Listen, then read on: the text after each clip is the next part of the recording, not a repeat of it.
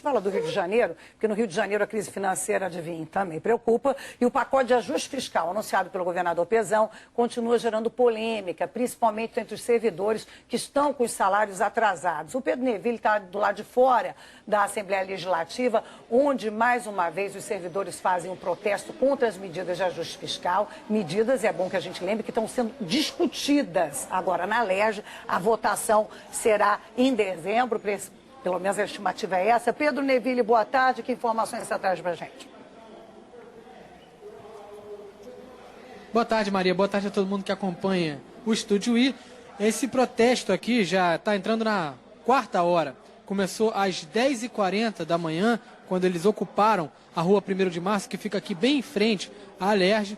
E nesse momento, você percebe na imagem do Cadu Oliveira que eles estão em volta de um carro de som e tem muita gente também aqui embaixo da árvore. O Cadu vai descer um pouquinho a imagem. Tem bastante gente procurando refúgio aqui do sol, fazendo 28 graus agora no Rio. Então as pessoas se protegem e manifestam enquanto lá dentro está acontecendo a discussão do pacote de medidas. Mas, diferentemente da última quarta-feira, hoje o protesto transcorre com tranquilidade. Portanto, já chegando a 4 horas de protesto, a gente não teve nenhum tipo de confusão. Teve sim até dança, sabe, Maria? Não porque, claro, porque eles estejam felizes, mas foi uma manifestação cultural aqui em apoio aos servidores. Então teve um grupo de bailarinos por volta das 11 horas se apresentando. Também teve um coral com música clássica sendo cantada aqui. Mas o que mais se cantou aqui hoje foi justamente aqueles coros, principalmente contra Pezão, contra também o Sérgio Cabral e contra o presidente da LERJ, Jorge Pisciani. Você percebe aí na imagem do Cadu Oliveira, ele vai movimentando agora e mostrando que são 2 grades, mais uma vez. Uma está cheia de cartazes de sindicatos e a outra ali fica bem próxima de onde está estacionado um caminhão blindado da Polícia Militar, naquela rua lateral ali, a rua São José, e tem um cordão de policiais militares munidos com escudos ali fazendo a proteção da LERJ. E um pouquinho mais acima, no alto da escadaria, justamente no portão de entrada da LERJ, tem homens da Força Nacional. A gente repete que esse foi um pedido do governo do Estado para poder proteger a LERJ enquanto acontece essa maratona de discussões que deve se estender até o fim desse mês, votação mesmo desses projetos, só a partir de dezembro. E ali depois da porta, quem tem informação para falar sobre o que aconteceu lá dentro hoje, durante a manhã e esse início da tarde, é a Gabriela Ferreira. Boa tarde, Gabi.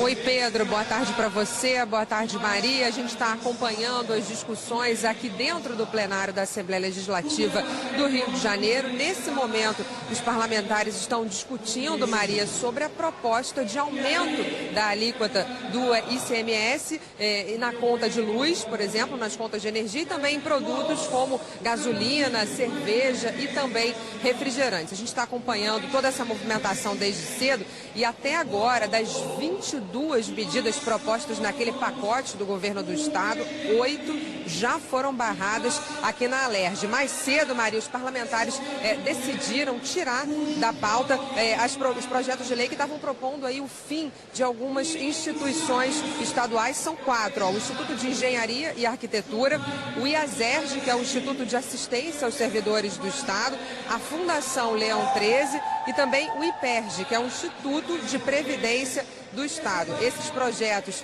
eles foram retirados de pauta pelo menos até o ano que vem, e o anúncio de tirar esses projetos de pauta veio depois de uma reunião de parlamentares e também do presidente da LERJ, o Jorge Pisciani, com representantes dos servidores públicos do Estado do Rio de Janeiro. Nessa reunião, Maria, que começou antes das 10 horas da manhã, foi quase até meio-dia, os servidores eles apresentaram um documento, Maria, com 15 contrapropostos a essas medidas aí propostas pelo governo do Estado. E nesse documento, os servidores pedem também uma nova reunião com os parlamentares aqui da LERJ no próximo dia 29, ou seja, na semana que vem, e eles dizem o seguinte, que se eles não forem atendidos, se as reivindicações deles não forem atendidas, ou a maioria delas, eles vão convocar uma greve geral dos servidores do Estado a partir do dia 7 de dezembro. Portanto, agora, nesse momento, momento, os parlamentares estão discutindo essa proposta, né, do aumento da alíquota de CMS,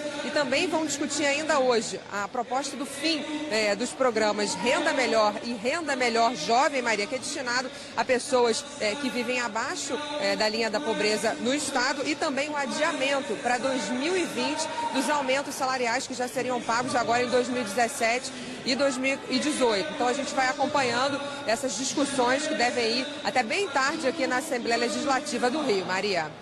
Obrigada, Gabi. Qualquer informação você chama a gente por aqui. Agora há pouco a gente estava falando, né, que o Rio de Janeiro elegeu a questão dos royalties do petróleo, que caíram como assim o vilão da crise econômica. Diz aqui o Paulo Nepomuceno, antecipação de recebíveis dos royalties é contar com o ovo dentro da galinha. Isso. Mas eu acho que essa é uma outra característica brasileira que a gente deixar descoberto o orçamento do sucessor, né? Claro, exatamente. Com essa...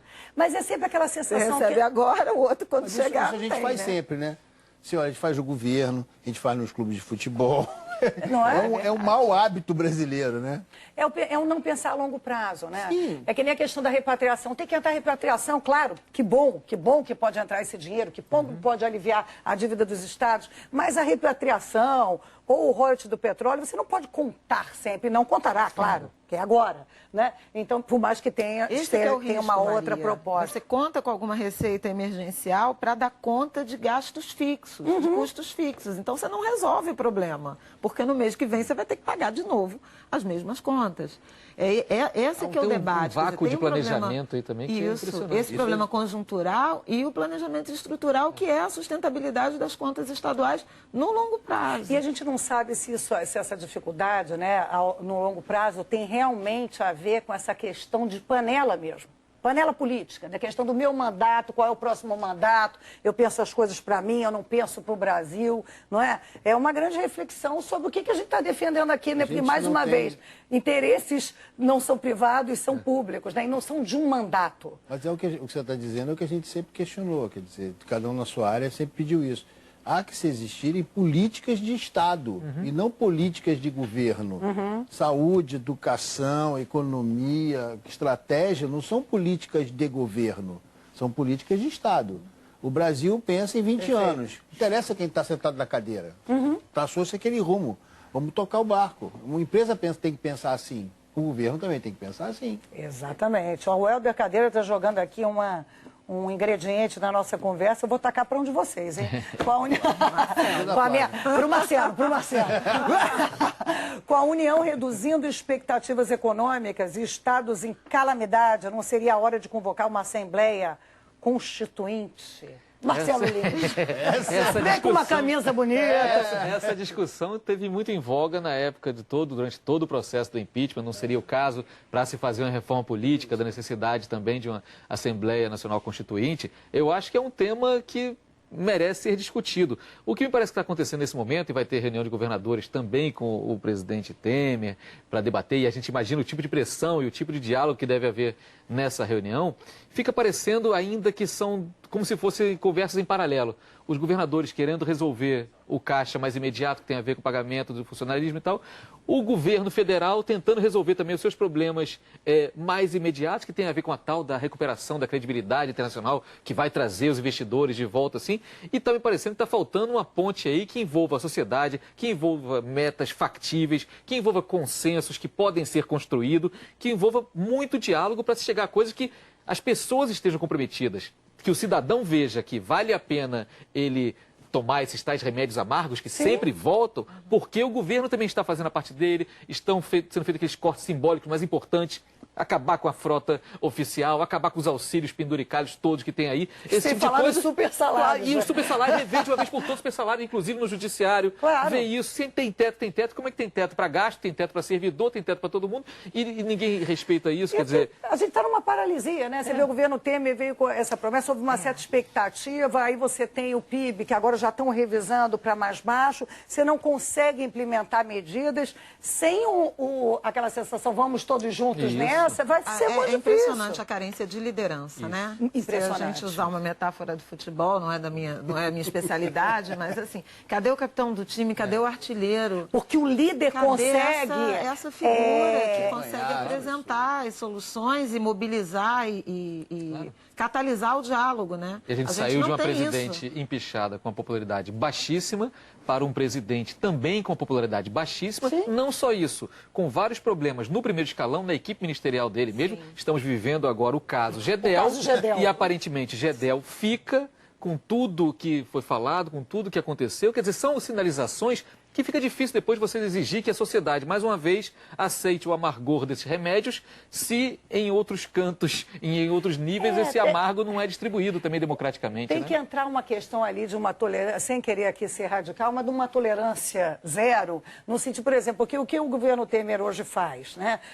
O presidente tem um modo de agir que é mais assim, não, eu vou esperar que esse sujeito que está me causando problemas peça para sair, para eu não ter que tomar a decisão de peitar. E no caso de Gedel, não interessa se a pressão que ele fez deu ou não resultado, se houve pressão. Não caberia pressão. Não é? Tráfico de influência, não era assunto de governo. Que ele próprio admitiu, né? Claro. A gente quer acabar no Brasil com tudo usou isso. o eufemismo ponderação, mas quando você chega para um ministro, o seu igual, e diz, dá uma olhada nesse negócio do IFAM. E nem tão igual, né, Marcelo? Isso, claro. E ele é um igual que estava sendo achatado. Igual apenas no nome, no cargo. O ministro do núcleo duro do Palácio do Planalto, amigo pessoal do presidente. É bem diferente, né? E, por enquanto, o ministro que pressionou continua ministro da Secretaria de Governo. Um principal articulador político, se não um dos principais desse governo Temer.